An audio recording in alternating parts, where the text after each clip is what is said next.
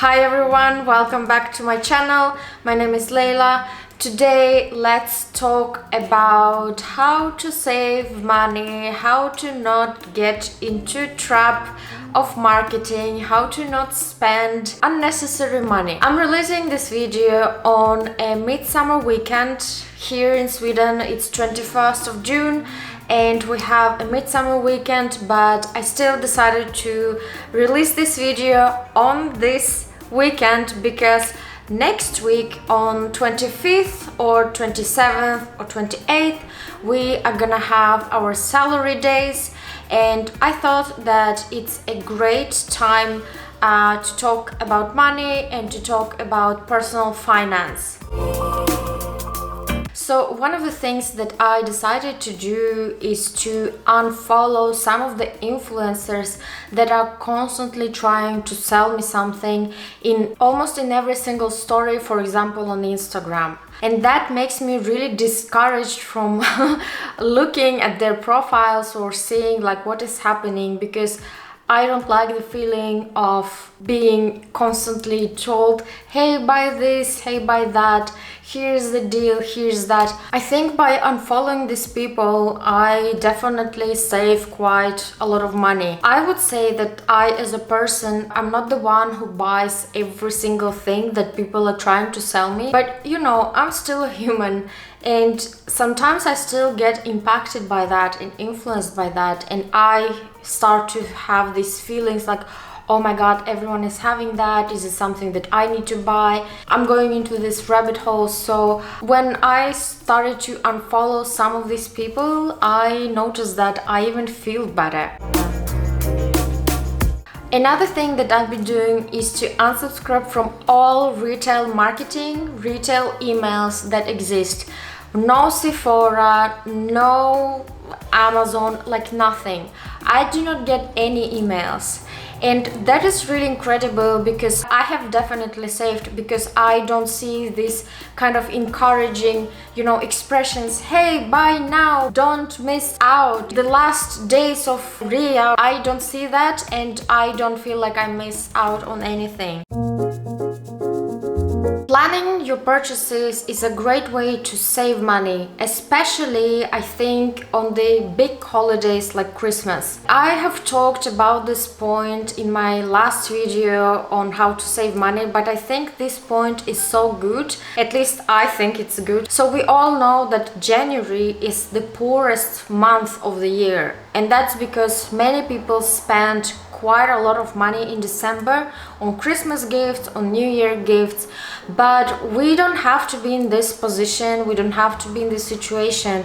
The only thing we need to do is to plan the purchases, because throughout the year there are many sales. There is like summer sale, spring sale, autumn sale, Black Monday, Black Friday, whatever. If you plan your purchases throughout the year for all the people that you want to buy your gifts to, for the Christmas, let's say for the birthdays, or maybe some of your friends are moving into a new house and you know that you want to have some kind of housewarming gift. For these kind of things, if you plan it throughout the year, it will be much easier for you in January. When we are talking about saving money, I think we need to also talk about planning your purchases, planning your budget, exactly what we just talked about. And we also need to talk about tracking your spendings. When you know how much you get into your salary and how much you need to buy during the month, it's easier to control your cash flow in your personal finance. I have made several videos on this channel talking about personal finance topics, how much I spend per month on food, how much it costs for me to rent an apartment, how much it costs for me to pay for the bills. And I was able to do these videos just because I was tracking all my costs, and I'm still doing that today. So with tracking your spendings, I think you need to know how much salary do you get per month, how much of the fixed costs do you have per month, and so on. So now when we talked about planning your spendings and tracking your spendings, I think it's a great time to talk about when to set aside your money, when to save your money.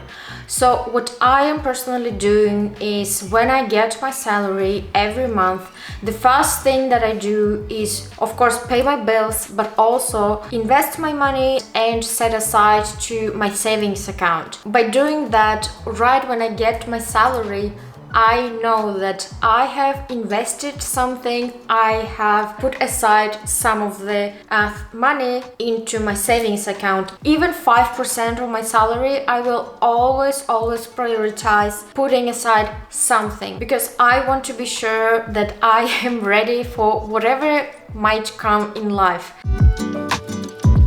When we are talking about saving money, I think we need to talk about this topic from different perspectives, because it's not only about, for example, buying on sale or saving money in the beginning of the month. It's also about thinking about your health.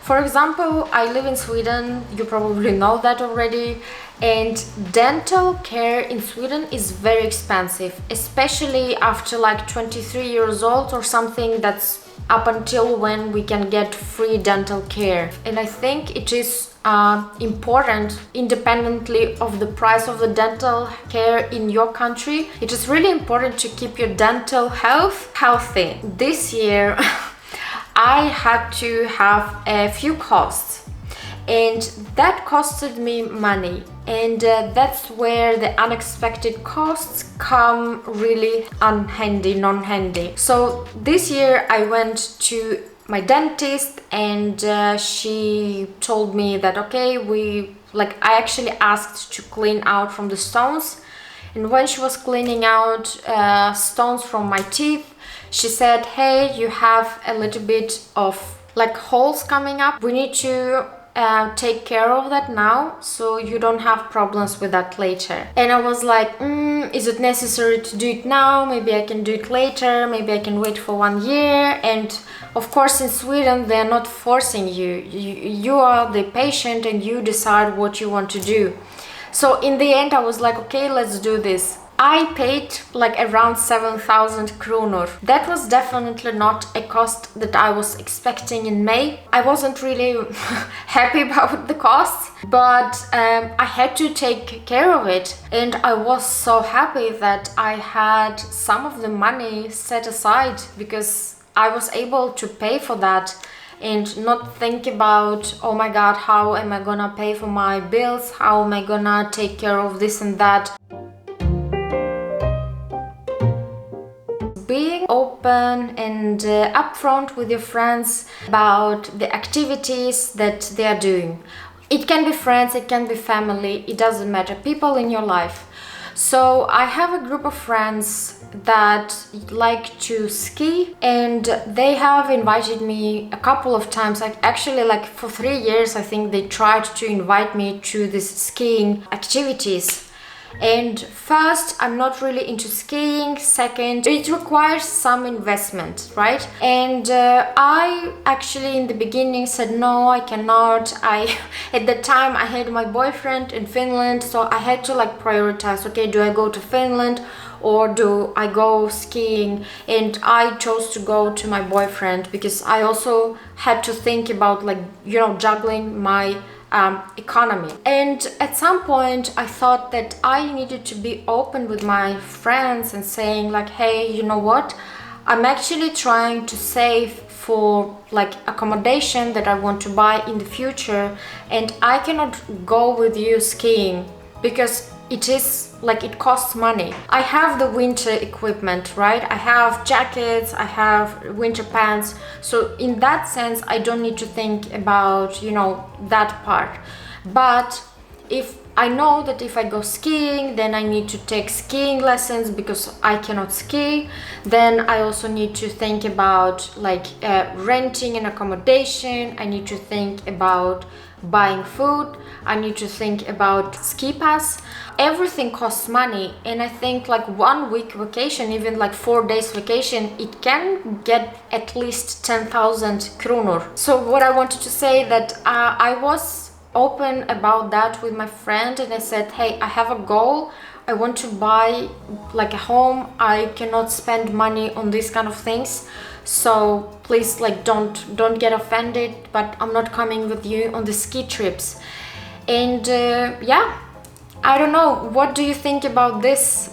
Do you think, how do you feel about this topic? Because I think for some people it can be a bit uncomfortable to say no to friends, and sometimes they might feel that they have to spend money in order to hang out with their friends.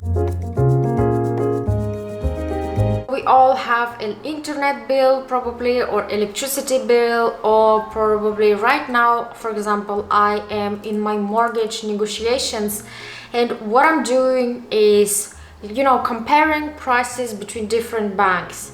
For example, also I know that in October, my current internet contract is going to run out, and I know that in September I need to think about renegotiating the price for the internet, or probably find another provider, because I want to keep my costs low.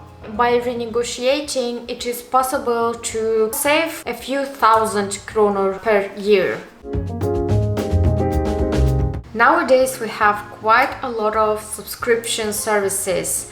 We are talking Netflix, Spotify, HBO, we are talking about Disney Plus, we are talking about Prime, and these subscriptions cost money. I decided that I want to watch only one subscription service and milk everything out from it until I am completely done. Like, I don't want to spend money on multiple services, because I know that physically it is not possible to watch shows on Netflix, on HBO, on Prime. Like, I don't have time for that. I don't want to spend money for something that I'm not gonna watch. So probably it can be an idea to only have one subscription service, watch every show that you have there, cancel it, and then go to the next subscription service.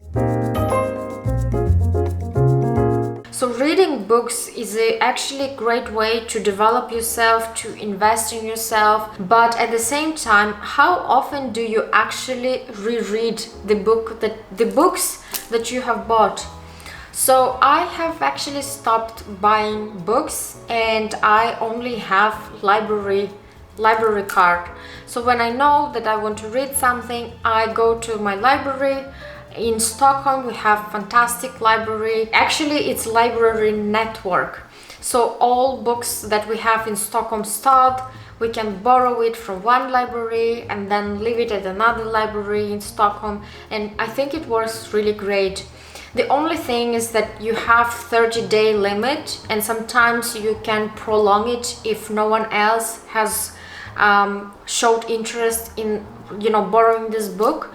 But I think 30 days should be enough to read a book and to not spend money. Okay, I think this video has become a little bit all over the place, talking about personal finances, and then about the dental care, and then a little bit about like subscriptions. But I think it's fine, because personal finance it's as I said in this video, it should be taken care of from different angles. So I hope that you like this video. Please give me a like if you like this video, and please comment what you think. How do you save money? Do you agree with my tips or not? And maybe I can learn something from you. How do you save your money per month? Thank you so much, and see you next time.